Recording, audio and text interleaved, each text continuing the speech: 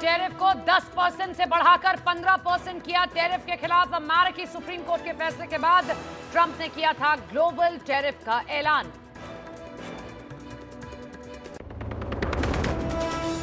स्वामी अविमुक्तेश्वरानंद के खिलाफ यौन शोषण के आरोप में एफआईआर के आदेश। शिकायतकर्ता आशुतोष ब्रह्मचारी की अर्जी पर पॉक्सो कोर्ट ने आदेश दिया। अविमुक्तेश्वरानंद बोले, रामभद्राचार्य ने झूठा केस कराया।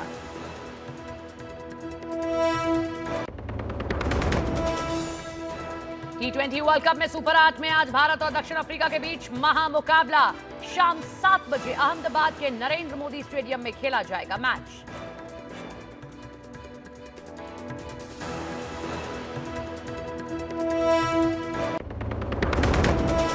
प्रधानमंत्री मोदी के मन की बात का आज 131वां एपिसोड। सुबह 11 बजे अपने विचार साझा करेंगे पीएम मोदी। एआई और होली के त्योहार पर बात कर सकते हैं प्रधानमंत्री नरेंद्र मोदी।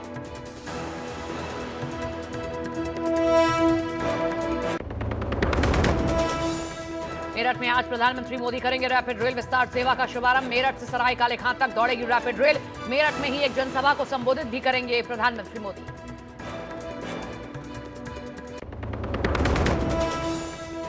पीएम मोदी ने नोएडा में सेमीकंडक्टर यूनिट की रखी नींव। कार्यक्रम में बोले सीएम योगी, कहा पिछली सरकारों में गोलियां चलती थीं, आज जेवर देश का गहना बना।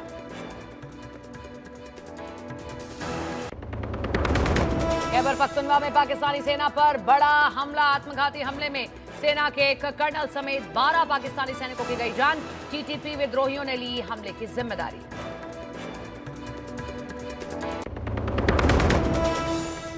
शिखर धवन ने गर्लफ्रेंड सोफी शाइन से की शादी। क्रिकेटर यजुवेंद्र चहल ने बारात में किया डांस।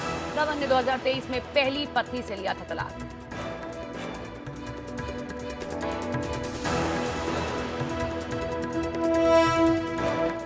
पतंजलि गाय का घी, मां का भरोसा, प्यार से परोसा। सह प्रायोजक वीनस टूल्स, क्वालिटी जिसपे देश करे भरोसा। Venus tools. नमस्कार, आपका स्वागत है न्यूज 18 के स्टूडियो में, पावर्ड बाय विक्रम टी। मैं हूं आपके साथ सपना शुक्ला। खबर सबसे पहले उत्तर प्रदेश से, जहां बनारस हिंदू विश्वविद्यालय में फायरिंग हुई है। बीएचयू के बिरला ए छात्रावास के बाहर फायरिंग हुई।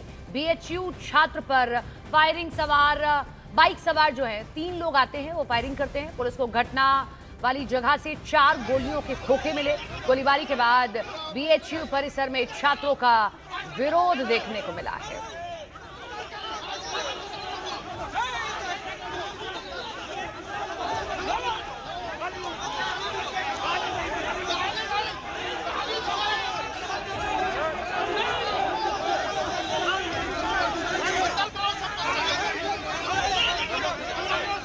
बीएचयू से तस्वीरें आप देख रहे हैं, जहां पर छात्रावास के बाहर फायरिंग की गई। 4 गोलियों के खोखे मिले हैं पुलिस को, जिसके बाद इस तरीके का विरोध प्रदर्शन भी देखने को मिला है।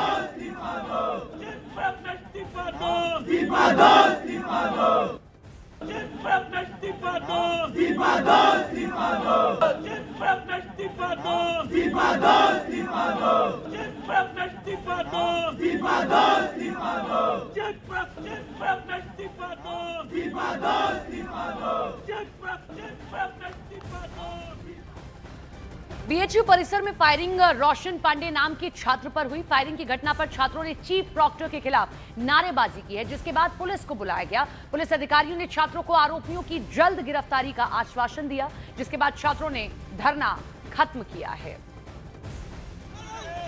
3 तस्वीरें हम आपको दिखा रहे हैं। बीएचयू में छात्र पर फायरिंग हुई। फायरिंग के खिलाफ प्रदर्शन देखने को मिला है। पुलिस ने फिलहाल मोर्चा संभाल लिया है। तो रोशन नाम के एक छात्र जिस पर फायरिंग हुई है।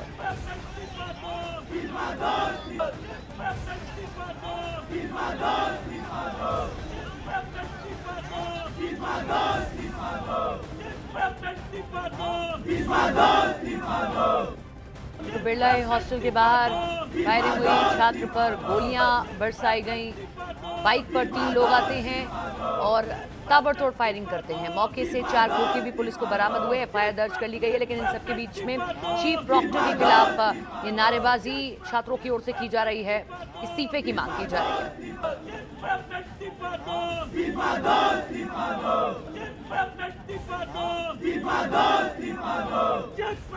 छात्रों का यही कहना था कि एक छात्र हॉस्टल के बाहर था, तभी एक बाइक पे कुछ 3 युवक आए और उन्होंने फायरिंग कर दी है। इसी के आधार पर तहरीर प्राप्त कर दी गई है और इसके ऊपर आगे का मुकदमा पंजीकृत करके आगे कार्रवाई की। फायरिंग में जितने कारतूस इस्तेमाल किए गए थे उसके संदर्भ में कुछ अस्पष्टता है, तो जांच करके आपको वो बता दिया। जानकारी मिली कि 20 दिन पहले रोशन ने चीफ प्रॉक्टर को अपनी जान का खतरा बताया था और चिट्ठी भी लिखी थी इस बाबत, लेकिन आरोप है कि इस पर कोई कार्रवाई नहीं की गई और अंततः आप देख रहे हैं कि आखिर कैसे गोलियां चली हैं और उसके बाद यहां पर ये विरोध प्रदर्शन। फायरिंग के खिलाफ पुलिस से भिड़े छात्र और ये भी आरोप लगाया जा रहा है कि ये जो शिकायत है वो पहले ही की गई थी। पहले ही जिस व्यक्ति पर गोली चलाई गई, जिस छात्र पर, उसने पहले ही कहा था, एक चिट्ठी भी लिखी थी कि उसकी जान को खतरा है, लिहाजा उसको लेकर कोई कार्रवाई की जाए, लेकिन ऐसा नहीं किया गया और नतीजा सबके सामने।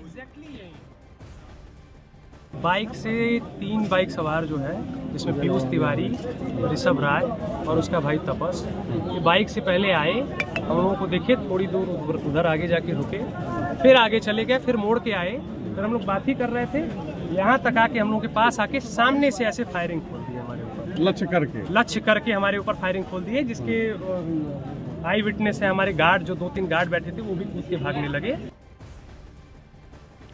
तो ये पूरा मामला बनारस से जुड़ा। बनारस हिंदू विश्वविद्यालय, फायरिंग होती है, बिरला ए के छात्र को मारने की कोशिश की गई। रोशन नाम बताया जा रहा है उस छात्र का। फिलहाल पुलिस ने मोर्चा संभाल लिया है क्योंकि छात्रों की ओर से प्रदर्शन किया जा रहा था। काशी हिंदू विश्वविद्यालय में ये जो परिसर है वो गोलियों की तड़तड़ाहट से गूंज उठा है। मौके से 4 खोखे भी बरामद हुए हैं।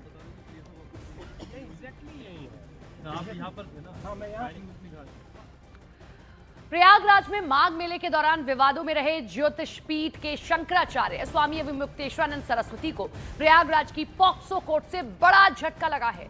प्रयागराज के पॉक्सो कोर्ट के स्पेशल जज ने स्वामी अविमुक्तेश्वरानंद के खिलाफ BNSS की धारा 173(4) के तहत दाखिल अर्जी को मंजूर करते हुए FIR दर्ज करने के साथ जांच के आदेश दिए। दरअसल शाकुंभरी पीठाधीश्वर आशुतोष ब्रह्मचारी महाराज ने स्वामी अविमुक्तेश्वरानंद सरस्वती और उनके शिष्य स्वामी मुकुंदानंद गिरी के खिलाफ नाबालिग बच्चों के यौन उत्पीड़न के आरोप में झूंसी थाने में मुकदमा दर्ज करने के लिए तहरीर दी थी, लेकिन पुलिस द्वारा मुकदमा न दर्ज किए जाने पर 28 जनवरी को BNSS 173(4) के तहत FIR दर्ज करवाने के लिए प्रयागराज जिला अदालत में अर्जी दाखिल की गई, जिस पर फैसला सुनाते हुए पॉक्सो कोर्ट ने पुलिस को FIR दर्ज तेजी से की जाए, निष्पक्ष जांच की जाए, ऐसे आदेश दिए हैं।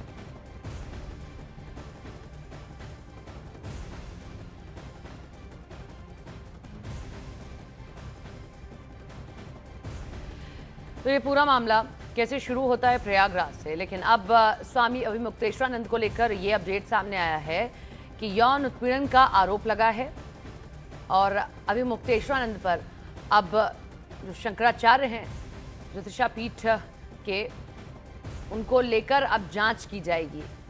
आशुतोष ब्रह्मचारी, इनकी ओर से ही ये आरोप लगाया गया है। शामली के एक पंडित परिवार से ताल्लुकात रखते हैं।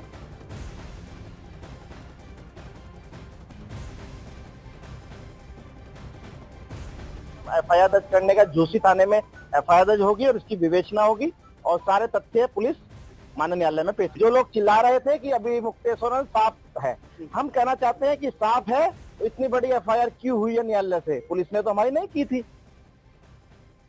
माननीय न्यायालय ने प्रधान पॉक्सो श्री विनोद चौरसिया जी न्यायाधीश हैं, उन्होंने केवल FIR दर्ज करने का ये आदेश नहीं किया है, उन्होंने उन लाइनों को, वो लाइनें संकेत करती हैं कि किस तरीके का गंभीरतम अपराध हुआ है, उन लाइनों के प्रकाश में विवेचना होनी चाहिए प्रथम सूचना रिपोर्ट दर्ज करती हुई।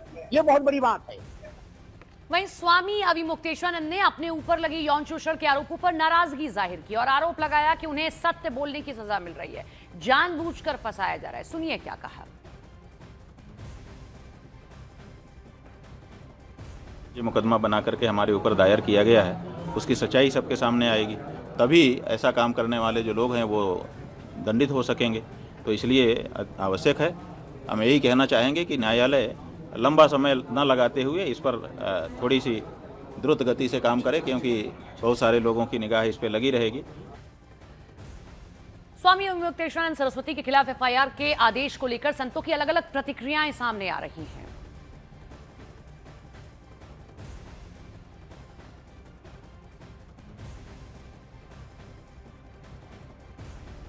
तो अलग अलग प्रतिक्रियाएं। दुर्भाग्यपूर्ण है कि सनातन धर्म के सर्वोच्च पद पर बैठे व्यक्ति के ऊपर इस तरह से फर्जी दोष लगाना, क्या इनकी हैसियत है किसी और धर्म के धर्मगुरु पर लगा सकते हैं?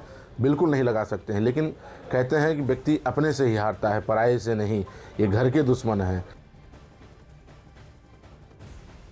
कोर्ट का आदेश सर्वमान्य होता है, लेकिन जिस तरह से अभी मुक्तेश्वरानंद और उनके शिष्य मुकुंदानंद के ऊपर यह अब जो है आरोप लगा है, तो जांच होनी चाहिए और जांच के दौरान अगर दोषी पाए जाएंगे तो कार्रवाई होनी चाहिए। निर्दोष होंगे तो दोषी को जो है फंसाने वाले के ऊपर कार्रवाई होनी चाहिए। इधर समाजवादी पार्टी के विधायक रविदास मेहरोत्रा ने जहां बीजेपी पर फर्जी मुकदमा कराने का आरोप लगाया, तो वहीं महामंडलेश्वर विष्णुदास ने मामले में निष्पक्ष जांच की मांग की है। पास्को कोर्ट में वो मुकदमा अपने आप झूठा साबित होगा और शंकराचार्य जी को ये दमन से फर्जी मुकदमे लगा करके उनकी आवाज़ दबाने का प्रयास है।